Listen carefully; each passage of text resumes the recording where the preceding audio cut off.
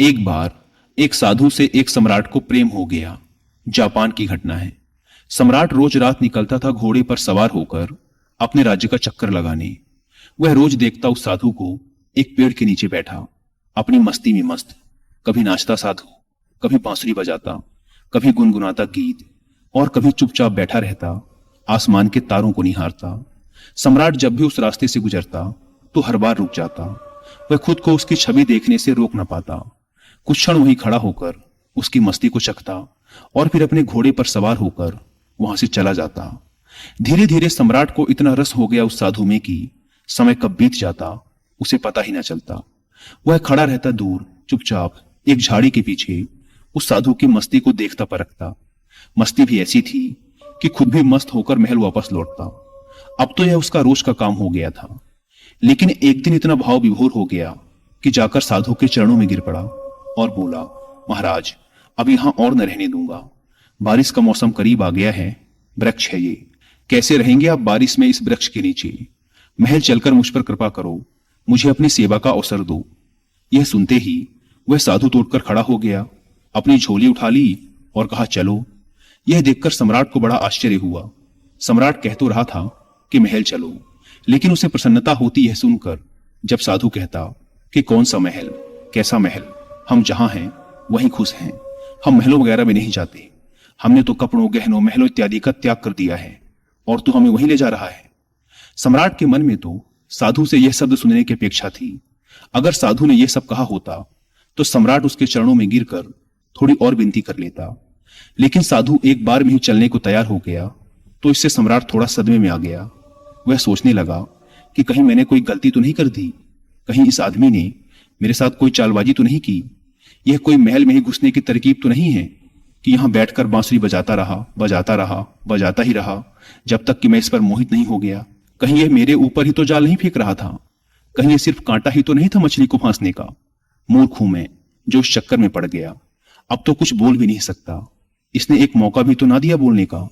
इसने एक बार यह भी तो ना कहा कि नहीं नहीं, मैं यहां बहुत मजे में हूं। क्या गर्मी, क्या बरसात, हमारे लिए सब एक हैं। सम्राट ने साधु की तरफ देखते हुए मन ही मन सोचा, क्या साधु है ये? आराम की बात आते ही तुरंत मान गया। सम्राट के मन से साधु के प्रति सारा सम्मान ही खत्म हो गया। सम्राट यह सब सोच रहा था कि तब तक वह साधु सम्राट के घोड़े पर चढ़कर बैठ गया। सम्राट को जिंदगी में पहली बार पैदल चलना पड़ा, जबकि वह साधु बड़े आनंद से घोड़े पर बैठकर जा रहा था। सम्राट के दिल को बड़ी चोट लगी। वह मन ही मन खुद को कोसने लगा कि यह तो मैंने बहुत जल्दबाजी कर दी, बहुत बड़ी गलती हो गई मुझसे इस साधु को पहचानने में। लेकिन अब सम्राट अपनी बात से पलट भी नहीं सकता था। अपनी जवान का पक्का जो था। सम्राट ने मन ही मन खुद से कहा, अब यह पड़ा रहेगा महल में, इतने सारे फालतू लोग पड़े हैं और अब यह भी पड़ा रहेगा। लेकिन अब सम्राट के मन से उस साधु के लिए प्रेम और सम्मान पूरी तरह से नष्ट हो चुका था। साधु तो महल में जाकर आराम से रहने लगा, लेकिन सम्राट की समस्या दिन प्रतिदिन बढ़ने लगी, क्योंकि वह साधु बड़ी मस्ती और आनंद में रहता था। सम्राट को साधु से ईर्ष्या होने लगी। जब यही साधु जंगल के वृक्ष के नीचे मस्त रहता था तो सम्राट के मन में उसके लिए आदर पैदा होता था कि वाह, कैसा गजब का त्यागी है, कुछ नहीं है फिर भी कितना खुश है। साधु तो वृक्ष के नीचे भी बांसुरी ही बजाता था और महल में भी वह बांसुरी ही बजाता था। बस फर्क इतना था कि यहां वह मखमल के गद्दों में बैठकर बांसुरी बजाता था। यहां तो छाती पर सांप लौट जाते थे सम्राट के यह सब देखकर कि कैसा आदमी मैं उठा लाया, यह कोई साधु है। सम्राट से भी ज्यादा शानो शौकत के साथ वह रहता था। सम्राट को तो कुछ चिंता फिक्र भी थी। आखिर उसका साम्राज्य, परिवार, धन दौलत सभी कुछ था। सैकड़ों चिंताएं थी उसे, लेकिन उस साधु को तो कोई चिंता ही ना थी। वह मस्त बांसुरी बजाए, नाचे, गाए, अच्छा भोजन करे, अच्छे कपड़े पहने। 6 महीने तक किसी तरह सम्राट ने उसे बर्दाश्त किया, लेकिन बात बढ़ती चली गई, सहन के बाहर हो गई सम्राट के लिए। तो एक दिन सम्राट ने साधु से बोल ही दिया, महाराज, एक प्रश्न पूछना था। अब मुझ में और आप में क्या फर्क है? साधु ने कहा, फर्क जानना चाहते हो? सम्राट ने कहा, जी महाराज। साधु ने कहा, तुम 6 महीने क्यों फालतू परेशान रहे? यह प्रश्न तुम्हें उसी समय पूछ लेना चाहिए था जब मैं तुम्हारे घोड़े पर बैठा था, क्योंकि मैंने तो देख ही लिया था कि यह प्रश्न तुम्हारे मन में उसी वक्त उठ गया था जब मैं झोला उठाकर राजी हुआ था तुम्हारे साथ आने को। मैंने उसी समय तुम्हारा चेहरा पढ़ लिया था। यह प्रश्न तो उसी समय तुम्हारे अंदर था अरे मूर्ख, तूने 6 महीने तक बेवजह अपनी छाती क्यों जलाई? वहीं पूछ लिया होता। मैं झोला रख कर फिर उसी पेड़ के नीचे बैठ जाता। कैसा संकोच, किस बात की लाज रखी तुमने? लेकिन मैं इंतजार ही कर रहा था कि आखिर कब तक तुम पूछते हो। तो फिर कल सुबह फर्क बता ही देता हूं तुम्हें, लेकिन हां, नगर के बाहर जाकर बताऊंगा। अगली सुबह सम्राट जल्दी सोकर उठा। उत्सुक था यह जानने को कि आखिर क्या फर्क है। सम्राट ने सोचा कि आखिर क्या फर्क हो सकता है। मुझे तो कुछ नहीं लगता। खाना जो मैं खाता हूं वही खाता है और मुझसे भी ज्यादा मांगे करता है कि ये लाओ वो लाओ। मैं जिस कमरे में रहता हूं उससे भी आलीशान कमरे में रहता है। मेरा 2-3 नौकरों से काम चल जाता है और ये दिन भर 15-20 कुलझाए रखता है। इसकी जरूरतों का कोई अंत ही नहीं है, मांगे ही चला जाता है। कपड़े शानदार पहनता है, जिससे कोई देखे तो समझे कि यह मेरा कोई मंत्री इत्यादि है। यह स्वयं इस महल का सम्राट दिखाई पड़ता है। कम से कम महल के बाकी लोग मुझसे डरते तो हैं, लेकिन इसकी आंखों में तो डर नाम की कोई चीज ही नहीं है। बस पूरे दिन अपनी मस्ती में मस्त होकर बांसुरी बजाता रहता है। अब देखूं तो आज क्या फर्क बतलाता है। दोस्तों, पर वापस लौटते हैं। सम्राट पहुंच गया सुबह सुबह साधु के कमरे में। वहां पहुंचकर देखा तो भौचक्का रह गया। वह साधु वही पुराने कपड़े पहने हुए जो वह वृक्ष के नीचे पहनकर बैठता था, एक हाथ में झोला और दूसरे हाथ में बांसुरी लिए तैयार खड़ा था। सम्राट को देखते ही साधु ने कहा, चले महाराज। इसके बाद वो दोनों महल से बाहर निकल आए। चलते चलते नगर की नदी पार हो गई। कुछ देर बाद वो नगर से काफी दूर निकल आए। सम्राट ने पूछा, अभी और कितना चलना है? साधु ने कहा, बस थोड़ी देर और। चलते चलते सुबह से दोपहर हो गई तो सम्राट ने कहा, बस अब और आगे नहीं, जो भी कहना है यहीं पर कहो। साधु ने कहा, मैं तो आगे चलता हूं, तुम साथ चलते हो कि नहीं? सम्राट ने थोड़ा क्रोधित होते हुए कहा, मैं कैसे चल सकता हूं? मैं तुम्हारी तरह फकीर थोड़ी ना हूं जिसे किसी बात की कोई परवाह नहीं। मेरी बीबी, मेरे बच्चे, मेरी धन दौलत, मेरा साम्राज्य, सब कुछ मेरे से जुड़ा हुआ है। मैं इन सबको छोड़कर तुम्हारे साथ क्यों चलूं? सम्राट की यह बात सुन साधु जोर से हंस पड़ा और बोला, बस यही फर्क है तुम में और मुझ में कि मैं कहीं भी जा सकता हूं पर तुम नहीं जा सकते।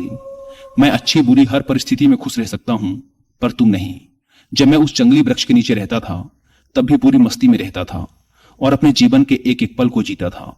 जब मैं महल चला गया तो वहां भी अपने इस अनमोल जीवन के एक एक पल को पूरी मस्ती और आनंद के साथ जिया। और अब जब मैं कहीं और चला जाऊंगा तब भी ऐसे ही जीऊंगा, क्योंकि हम जिस समय जहां होते हैं पूरी तरह से वहीं होते हैं। हमारा शरीर और मन हमेशा एक साथ रहता है। हम ना तो अपने अतीत के बारे में सोचकर पश्चाताप करते और ना ही अपने आने वाले कल की चिंता करके अपने आज को खराब करते। हम तो बस आज में जीते हैं, क्योंकि हम समझ चुके हैं कि जीवन तो आज में है, अभी इसी पल को जीने में है। बस यही छोटा सा फर्क है तुम में और मुझ में कि तुम्हें परिस्थितियां चलाती हैं और हम परिस्थितियों को चलाते हैं। तुम खुश रहोगे या दुखी, ये तुम्हारे आसपास घटने वाली घटनाओं पर निर्भर करता है। लेकिन हमारे लिए ये घटनाएं जीवन का एक हिस्सा मात्र हैं, जिनसे हम तनिक भी विचलित हुए बिना निकल जाते हैं। हम ना तो दुख आने पर विचलित होते और ना ही सुख आने पर अति उत्साहित। हम हर परिस्थिति में खुद को मस्त और स्थिर रखते हैं, क्योंकि हमने जान लिया है कि ना तो दुख सदा रहने वाला है और ना ही सुख, इसीलिए हर हाल में मस्त रहते हैं। अचानक सम्राट को महसूस हुआ कि अरे, ये मैंने क्या कर दिया? इतने अद्भुत आदमी को गंवा दिया। 6 महीने इसके साथ रहा पर एक दिन सत्संग भी न कर पाया। सत्संग करता भी क्या खाक। मेरे मन में तो यही चल रहा था कि यह तो एकदम साधारण आदमी निकला, खोटा सिक्का निकला जिसके ऊपर सोने की पालिश पुती हुई थी, लेकिन अंदर से मिट्टी निकला।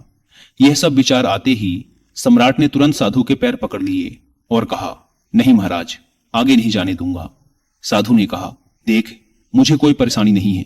ये रहा तेरा घोड़ा, मैं फिर इसी पर बैठकर महल वापस चला जाऊंगा, लेकिन फिर तुझे परेशानी होगी। यह सुनते ही सम्राट के मन में फिर वही विचार आया कि अरे, यह तो फिर आसानी से मान गया। साधु ने कुछ देर तक सम्राट की आंखों में बड़े ध्यान से देखा और फिर कहा, लेकिन नहीं, अब मैं वापस नहीं आऊंगा, क्योंकि तू फिर नहीं सुधरेगा। फिर तुझे परेशानी होगी, फिर तू मुझसे ईर्ष्या करेगा और रात दिन परेशान रहेगा। हमारा क्या, हम तो सन्यासी हैं। हमारे लिए महल और जंगल सब एक समान हैं। हमें कोई समस्या नहीं, क्योंकि जिसे समस्या है वह सन्यासी ही नहीं। मेरी बांसुरी जैसे महल में बजती थी वैसे ही जंगल में भी बजेगी और बजती ही रहेगी। इतना कहकर वह साधु वहां से चल देता है और सम्राट वहीं खड़ा खड़ा उस साधु को जाता हुआ देखता रहता है। दोस्तों, इस कहानी से 2 बातें सीखने को मिलती हैं। पहली कि इंसान किसी भी चीज की इज्जत तभी तक करता है जब तक वह चीज उसके पास नहीं होती। फिर वह वस्तु या इंसान मिल जाने के बाद व्यक्ति उसे उचित सम्मान देना बंद कर देता है और फिर उसे अपनी इस गलती का एहसास तब होता है जब वह वस्तु या इंसान उसके जीवन से चला जाता है। जैसे उस सम्राट को वह साधु तब तक बहुत त्यागी और महान प्रतीत हो रहा था जब तक वह जंगल में रहता था, लेकिन जैसे ही वह सम्राट के साथ उसके महल चला गया, सम्राट उसे तुच्छ समझने लगा और उससे पीछा छुड़ाने का प्रयास करने लगा। लेकिन फिर वही साधु उससे दूर चला गया तो फिर वह सम्राट को उपयोगी प्रतीत होने लगा। इसीलिए किसी भी व्यक्ति को बहुत ही सोच समझकर अपनाओ, लेकिन जब अपनाओ तो उसे ठुकराओ मत। दूसरी सीख, परिस्थिति चाहे जैसी भी हो, हर हाल में मस्त रहो, ठीक उस साधु की भांति जो जंगल में भी उतनी ही मस्ती के साथ रहता था जितनी मस्ती से वह महल में रहता था। सुख और दुख के प्रति समान भाव रखना ही जीवन जीने का सही तरीका है। यही बात श्रीमद् भगवत गीता में भी कही गई है और गौतम बुद्ध ने भी अपने उपदेशों में यही कहा है कि अतीत के लिए पश्चाताप मत करो, भविष्य की चिंता मत करो, केवल वर्तमान के हर पल को पूरी जागरूकता और आनंद के साथ जियो, तभी तुम्हारा जीवन खुशी और शांति से भर पाएगा। दोस्तों, आशा करता हूं कि आपको यह कहानी पसंद आई होगी और इस वीडियो से काफी कुछ सीखने को मिला होगा।